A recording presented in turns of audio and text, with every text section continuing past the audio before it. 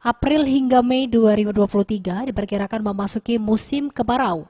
Sebagai bentuk pencegahan terjadi karhutla, pemerintah Oku menghimbau kepada masyarakat agar tidak melakukan pembakaran saat membuka lahan baru.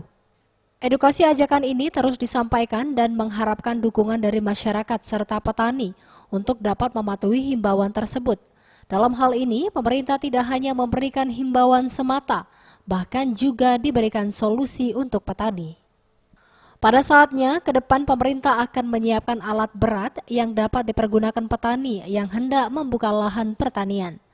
Dengan demikian, tidak perlu lagi melakukan pembakaran. Hutan dan lahan. Untuk itu kami memberikan edukasi dan sosialisasi kepada seluruh masyarakat di Kecamatan Luboraja ini, jangan membuka lahan dengan cara membakar.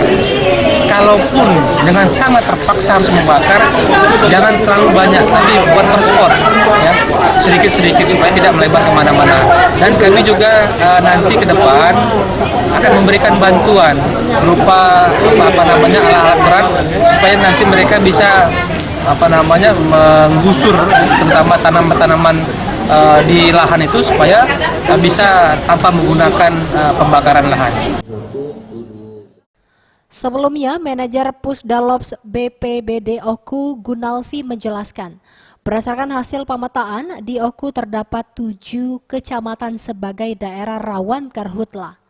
Antara lain Kecamatan Ulu Ogan, Pengandonan, Muara Jaya, Semidang Aji, Lengkiti, Soso Buai Rayap, dan Kecamatan Lubuk Batang.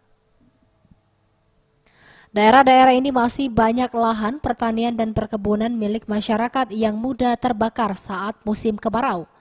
Menyikapi hal ini, pihaknya sudah menyiapkan posko siaga mulai tingkat kabupaten sampai kecamatan.